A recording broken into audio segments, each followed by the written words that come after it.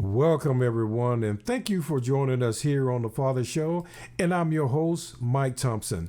Today, we have another fantastic show for you. But before we get into that, I want to ask you that if you have not subscribed to The Father Show with Mike Thompson, please hit that subscription button. And while you're there, hit that notification bell. So that way, every week when we upload a show, you'll be notified and you won't even have to search for it. And also, if you are a male and you are looking for resources that are going to be similar to what we're talking about today, you can go to the Father Show with MikeThompson.com. Click on resources, and there you will find resources listed nationally and statewide that you can call in order to get whatever service that you may need. And if you can't find what you're looking for, please write me a email, and you can send it to thefathershow@gmail.com. And there I will see what I can do about finding that information for you.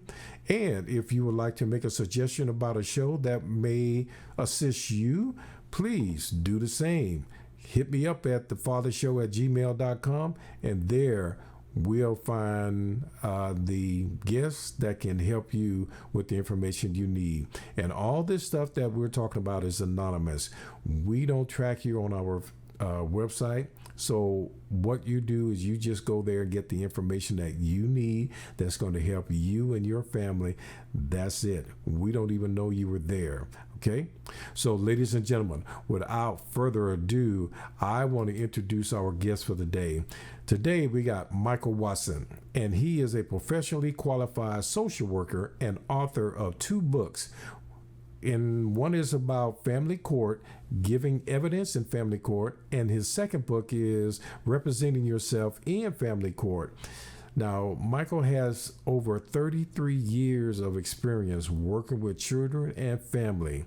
He is an expert in the family court and at assessing parenting, relationship, and various needs of children. So this man knows what he's talking about. He's been involved in it.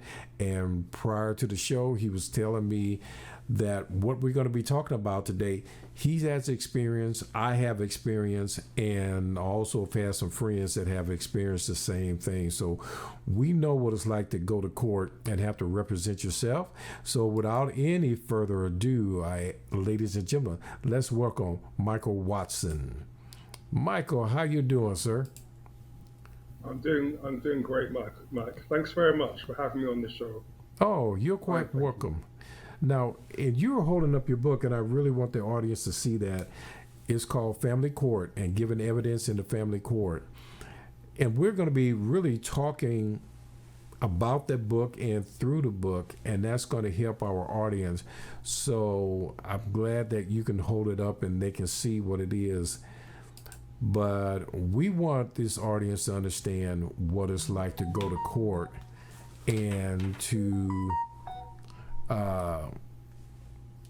be in court and have to represent yourself, and to have to navigate through the court system and know what you are going to experience when you're there.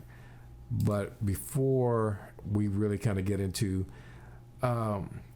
let me ask you, is it wise for a man to represent himself in court, especially in a custody battle? If he can, it's. I mean, it's always the case. I would say invariably the case that if he can get someone to represent you, get someone to represent you.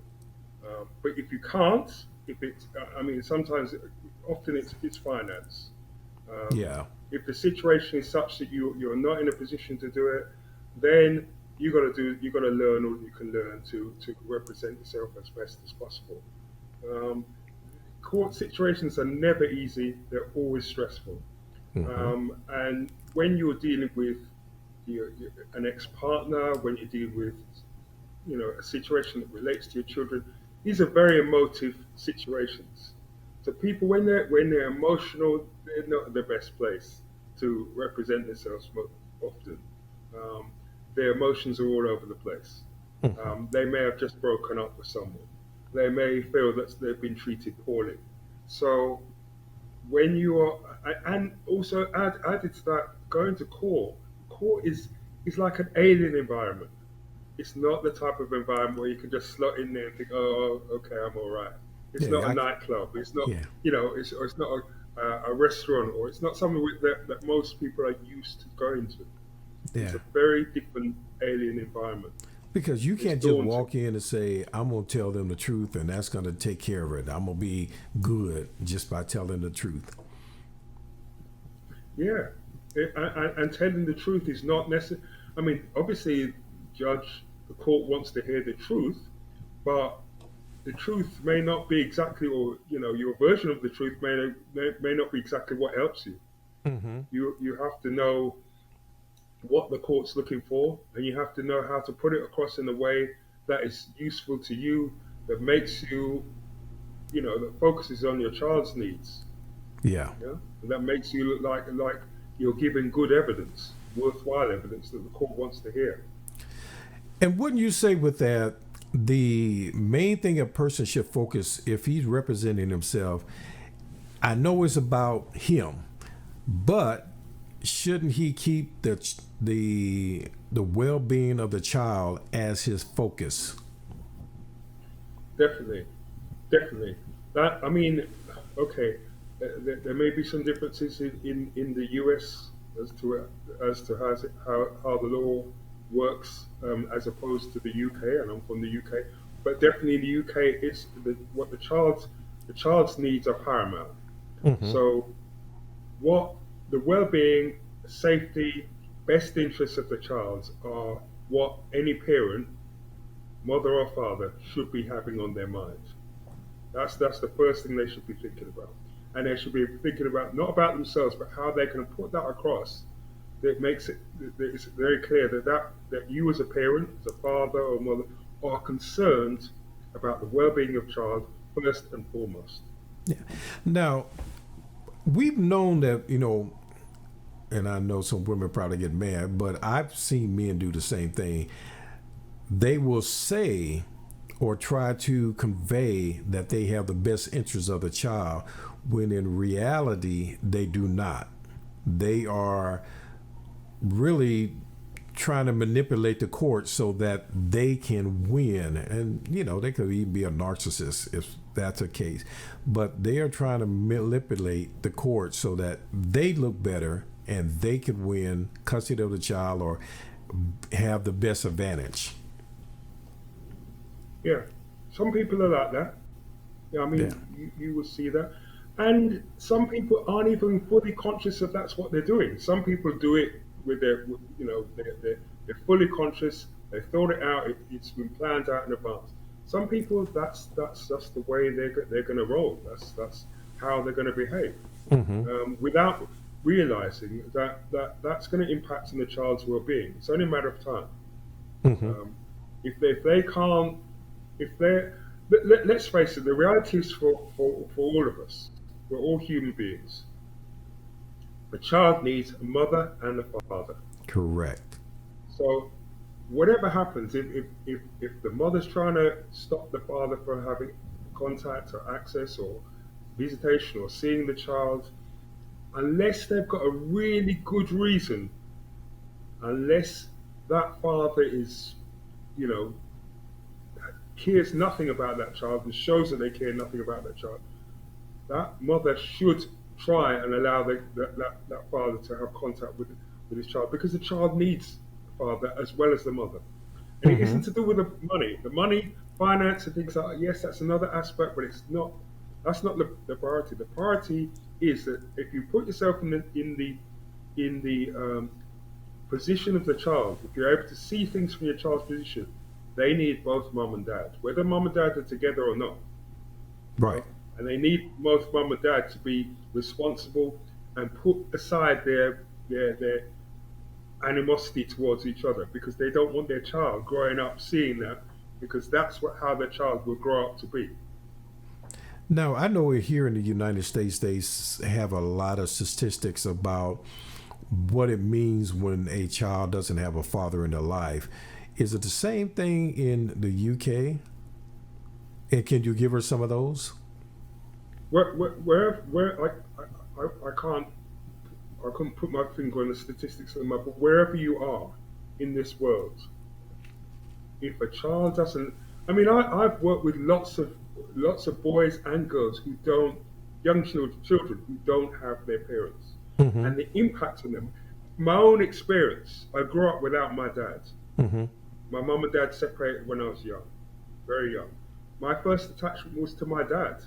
I didn't even realize it for years, Mm. but the impact of it affected me throughout all of my life.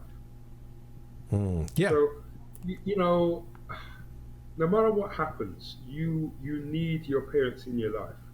The only time that I would say that, mother or father, if you're really that, you have no conscious thought about your child at all, if you really don't care, that's the only, and you're going to harm your child. That's the only time you really need to think about cutting the father or the mother out of their life, Yeah. out of that child's life.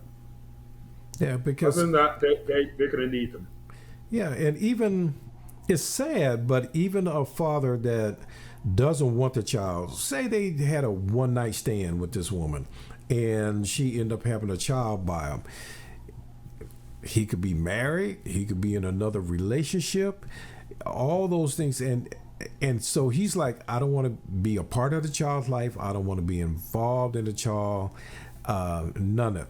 So it's still going to cause a problem for the child, regardless, because that child's going to look at it and say, well, why didn't my father want me? It's a massive problem for the child, Yeah. massive, because every child wants to be wanted, every child wants to be loved, every child wants to feel valued. Yeah. Do you know how? Can you imagine how terrible it must feel to come into this world to live your life with a parent that doesn't want you, or you feel that that parent doesn't want you? Sometimes it's not that the parent doesn't want you, but it's just enough that when the parent's just not around, the child thinks it's their fault and they're not wanted. Right. And that is such a huge burden for any child to carry. And that burden is not just now; it carries on into their adult life and Yeah. affects all their relationships. It affects their self-esteem. It affects who they think they are, and what they can achieve. It affects their health. So many things. Yeah. And it is So very it's true. dreadful. That is very true. So now, if a man wanted to represent himself in court, especially in a child custody, what skills should that person have when he's going into court? I mean, what knowledge and what skills should that person have? Okay, the first thing I think that anyone who wants to represent who needs to represent themselves at court, they need to have a really good attitude. What I mean by good attitude, I mean don't be all ignorant and all angry and all. You're gonna have to learn to control your emotions, Mm-hmm. because when you're in court, there's no one there trying to control your emotions. They don't care. In fact, they will use that. Any good lawyer will use that, and they'll wipe the floor with you because you can't control your emotions. Mm-hmm. You have to. The first thing is to control your emotions, have a good attitude. When I say have a good attitude, if you're asked the question, answer it honestly, but answer it with some sort of compassion, answer it with some sort of feeling, some sort of genuine concern. Yeah, don't bark at whoever asks you the question. Mm-hmm. Yeah, come across. Whenever you look at someone, you're walking. Whenever I go to court, court's a typical example, but you can see it when you're on the streets. You can see it on the buses, or you can see it on the trains. When people have got a bad attitude, you see it a mile off. It's like they've got a neon light sign saying, "I've got bad attitude," and you can see it. When you see someone's got a good attitude, it hits you straight away. If you were a judge, you've got to put yourself in the position of being of a judge. Right? You see someone who comes across with a good attitude. It don't matter what happens. You warm to them straight away, because you are rare. You're a commodity. 99% of the people, 95 to 99% of the people don't come to court with that attitude. They come to court with an attitude that stinks or doesn't, or they're angry. Yes, you might have a reason to be angry, but it's not doing you any good at all when you go to court. The judge doesn't know you at all. You have to put across the best side of you. I don't mean to lie. I don't mean to twist things. Put aside the best side of you. Show that you care about your child. Show that you've got something worthwhile to offer to your child. Show that you've got control of your emotions. Show that you can think and put yourself in your child's position. Mm-hmm. Show that you're not there about destroying the mother or destroying the father or Okay. destroying someone else or being critical. Be positive. Now, is your body language play a part in this? Very much. Listen, it's no point. It's funny, years ago I went to court and I gave evidence. I was doing great. I was doing a great job. That's what I was telling myself. And I think I was doing a good job. All of a sudden I was asked a question. And that question, I can't remember what the question is, but I didn't know the answer. I didn't really know the answer. And I didn't take time to think about what the answer was. So what happened then? I kind of thought I could bluff my way through it. My body language betrayed me. So the judge knew straight away. Everyone else knew that I didn't know what I was talking about.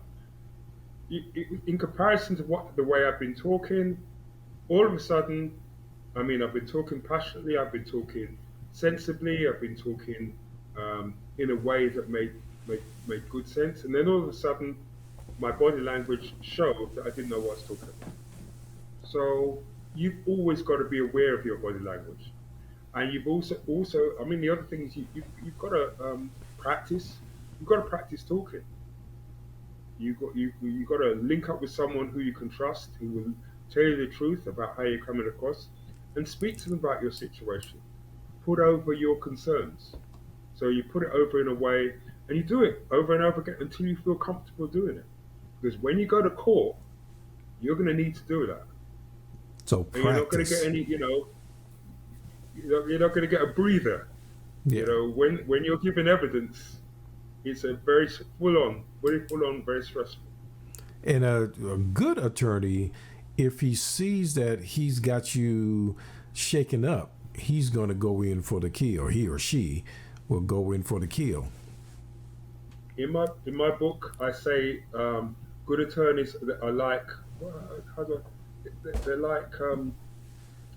like wolves. They're carnivorous. They will go for the throat.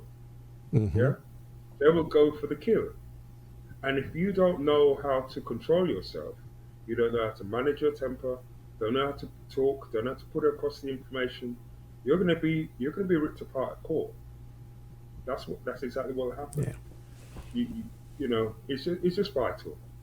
All this, knowing how to talk, knowing when to say what you got to say, knowing how to be honest, because it's a way of being honest. You're not expected to know everything. You don't know everything. No one knows everything. Mm-hmm. So there's times when it's actually okay to say I don't know. Yeah, because at least you're being honest. But there are other times when if you don't know, but you've made out that you know, or you should know because it's something that's in your responsibility. That's your responsibility. Then it doesn't look so good. Mm-hmm. But most times it's okay if you don't know. You could just say I don't know. Don't pretend. I made a mistake years ago. I said I pretended to know. I didn't know, and it's obvious to the judge I didn't know. It's obvious not only to the judge but everyone in the court. Yeah. And once I don't know if it's like they say with Judge Judy, once you lie to me, that's it. I'm not going to really believe anything that you have to say after that. Look, hey, judges are human, like all of us. If you're with a man, with a woman, a friend, and they lie to you, you're going to start thinking, well, when else have you lied? Mm-hmm. When did you lie before? How much can I trust you? What, can I base anything on what you're saying to me? That's how it goes. It's over for all of us. But we don't think that way, When we're caught, we don't think that way. But that's the way we need to think. Yeah. And Now, when you go into court, you always want to present evidence. And so evidence is important to make your case, and it can break or make it. But what is the term of evidence? What is the term of evidence? Yeah, what does that mean in a court of law? What does presenting evidence means? Right. Okay. Well, I mean, evidence is all. I mean, it's all the information that's before the court. It's all the papers, all the documents, and your verbal evidence. But the thing is, there's a lot of evidence. There's all the evidence, but it doesn't necessarily mean it's good evidence. Mm-hmm. Good evidence is when it's back. You can back it up. Good evidence is when it's supported by. If I was to say to you, Mike, 2 days ago I got robbed, but but I can't tell you where I got robbed. I can't tell you how I got robbed. I can't tell you. I can't show you that I lost how much money I lost. How are you going to listen to me? How are you going to believe me? It's not good evidence because it's not backed up. I've got no one backing it up. I've got no one supporting it. Mm-hmm. It's just something I've said. So, when you give evidence, you have to know that it's good evidence. It's evidence that is verifiable. It's So evidence that you can pinpoint and show that this happened, or at least you can say there's a very good show that it's a very good chance that this happened. okay. Now, when I talk with men and women for that matter, and I talk about keeping a journal or a book about what happened, when it happened, what transpired, and is that what you can use in a court as evidence? Yes, you can use that. I mean, it's good to do that. It's a very good. It's a good example. It's a good thing to do because you're not going to remember. Well, you think about what you did last week or what you did last month. You're not going to remember it all. Mm-hmm. You're not going to remember the detail. And good evidence is detailed. Yeah. So having a journal, writing things down is very essential because that's the way you show what's happened. You show the context of what's happened because sometimes things have happened. Let's say, for example, I got angry with someone. Mm-hmm. I got pissed off with them. I got angry with them. Now, and I was being cross-examined, and I was told, you're just an angry person. That's the way you behave. Mm-hmm. And I'll say, look, no, I'm not just an angry person. I can be angry. I've got an angry. This is why I got angry because on this day, this is what happened. This is the context of it. This is how it happened. This is what was done to me. This is my experience over a period of time. So you're putting the court you're showing them the context to what's happened. Mm-hmm. Yeah, you're explaining yourself fully.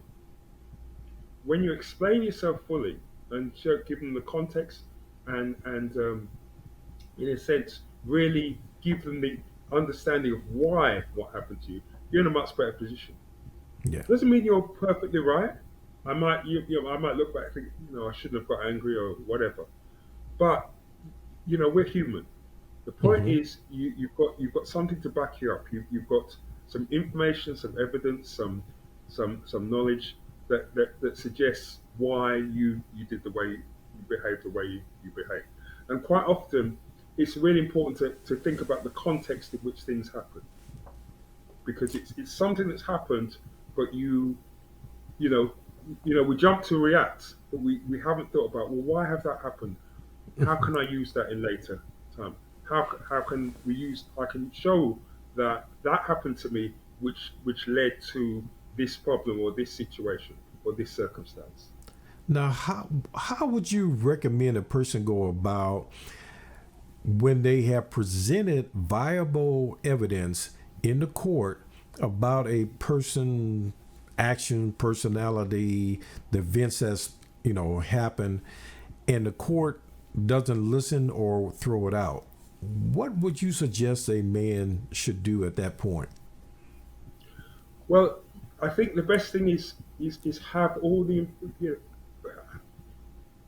information you can, and if you can, get someone to support you. If Hmm. you can get maybe another person or a professional to support you, someone that that the judge or the court is more likely to listen to. Hmm.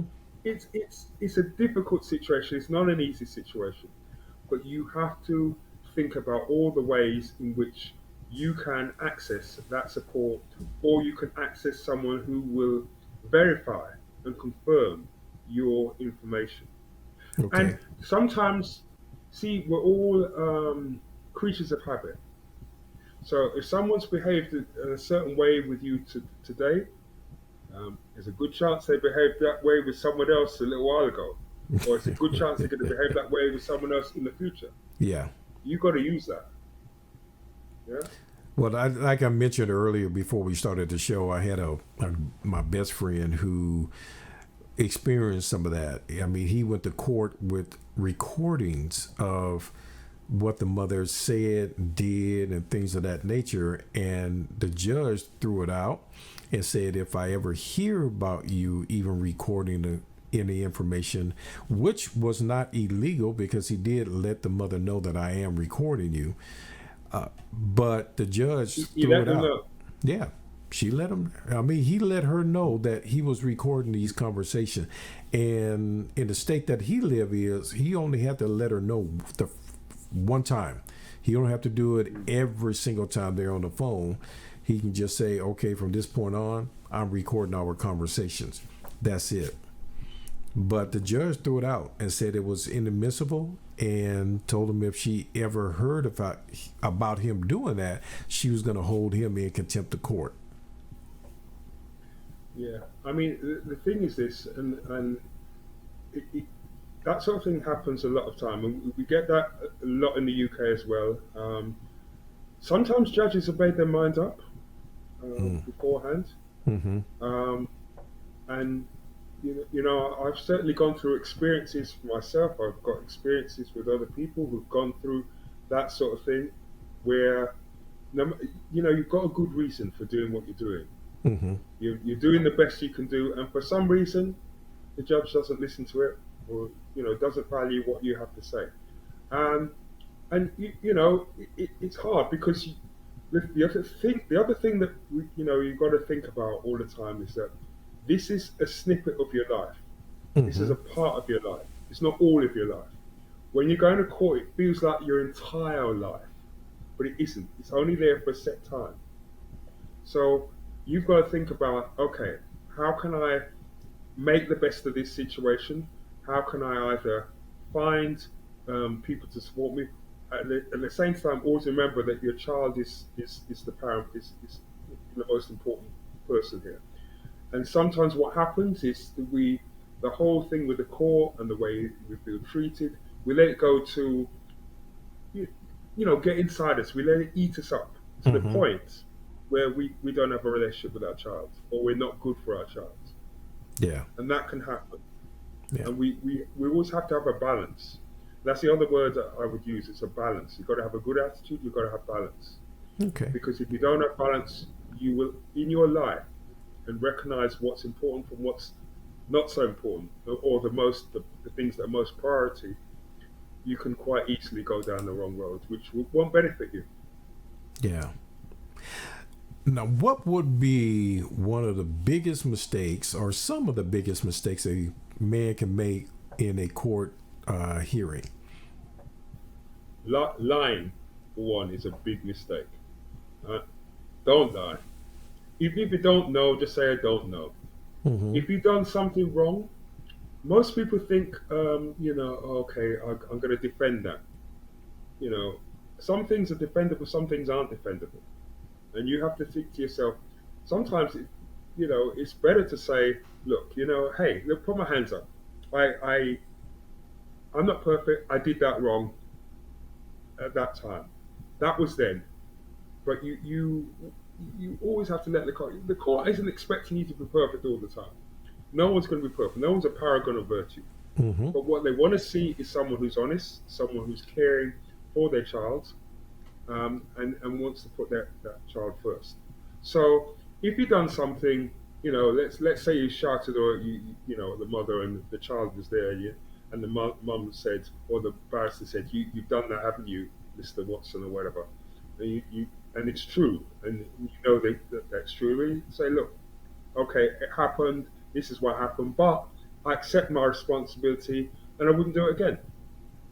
Yeah. You can't, what can you do? At least that person's been honest. They've acknowledged it, and they've said they would never do it again. And of course, don't do it again. You make sure you make sure you don't do it Yeah, again. that's the Yeah, key. Yeah.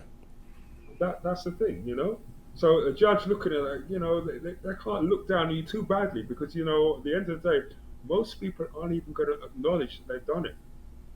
Most people are going to say they're going to swear blind it didn't happen, or they're going to start talking about what that other person did to them, Mm-hmm. and not realizing that you are like you're a goldfish in a bowl. Everyone is observing you when you are giving evidence. Everyone. Now, even So if you are not representing yourself and you are going to court and you have an attorney, would you say these same examples and same points are still just as important? Because your body yeah, language is going to I be think important. I think so. I think Yeah. yeah, because if even if you've got an attorney, you may have to give evidence. Mm-hmm. You may have to give evidence, and you may have to be cross-examined. Your attorney can't help you then. And the other thing to say is that attorneys, by and large, a lot of them are barristers. They're very good at cross-examining you, but they don't normally have the experience of giving evidence in court. Mm-hmm. They're not in the witness box, right? If you want someone who's experienced of being in the witness box, you need people who've been in the witness box, people who've lived and breathed in the witness box, people who've sweated and whatever. They've got the badge to prove they've been in the witness box for years. Mm-hmm. That's who you want to know. You want to take advice from people who've been in witness. Don't get me wrong, barristers, attorneys will know what to say to you. They'll know some of the things to help you, but they haven't been, unless they've got their own personal experience of it. They are not normally going through that. They're on the other side of it. Okay. Well, that's good. I know that's important, and I thank you so much. But I want you to tell the audience, because that's going to really have to be our time for today, and I hate that. But I want you to tell the audience how they can get in touch with you, how they can get both of your books, and do you take phone calls from? I know you're in the UK. And do you take phone calls from the States or just from the UK or from No, anywhere in the world? I'll take phone calls from Mars if they're coming from Mars.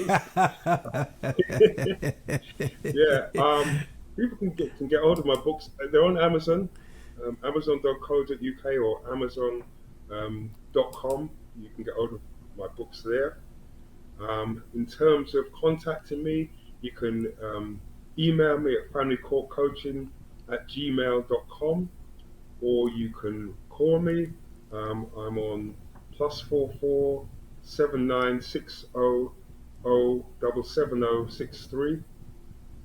That's my number. To make sure I've got that right. +44 7960 07063. Yeah, that's correct. Okay. So yeah, you can get me anytime. If there's information you need, particularly about either parenting or helping yourself represent yourself at court, or if you have to be cross-examined and you don't know how to go about it, you don't know how to help yourself, just reach out to me and let me know. I'm also on LinkedIn, so you can contact me on LinkedIn. That's actually how I met Mike. Mm-hmm. So yeah, it's great. Yeah. And that's true. That's how we connected on LinkedIn. And I really hope that men that are going through this, and like I mentioned earlier, I've gone through it, you've gone through it, my best friend has gone through it, and I've had some other friends that have gone through it. And it's really important to know these points that you need, because really, I think the key thing, especially for men, is knowing how to keep your emotions and not get angry, because Yeah. when we feel like we're being attacked, that's usually our response is to get angry, and that is exactly what the mother attorney is going to want you to do, so they can say, "See, I told you, he flies off the handle all the time." Yeah. Yeah. Yeah. Exactly. So it's crucial. In this book, there's a lot about attitudes, and there's a lot about helping yourself and learning about how to present yourself. So Mm-hmm. it's crucial. Yeah. Yeah. Now, what else in the book that we didn't get a chance to cover real quick? What else is in the book that they need to know? They need to know. There's an awful lot. There's an awful lot. One of the things they really need to know is how to manage cross examination. That's the hardest thing, I think, managing cross examination, and that's why having a good attitude is so crucial. Mm-hmm. You don't get angry. You Mm-hmm. never get angry, because when you get angry, you lose control. It's like being like you're fighting someone. You get angry. You swing, get angry. You're off balance. You're easily knocked out. Yeah. It's the same thing. But So that's you hard to you gotta, do when you know you're being attacked and they're lying on you. yeah, it is. But you know what? You've got to. Always in the back of your mind is two things. You've got to think, my child. What's my child? How's my child gonna view me years later? And I'm sure. You know what? Let the other person, let them, with the woman or someone else, let them shout, let them scream, let them call you all the names under them. And you know what? Let it be like water for ducks back. Mm-hmm. You know, that's down to them. But you're Yeah. not helping yourself ever Yeah. by doing that.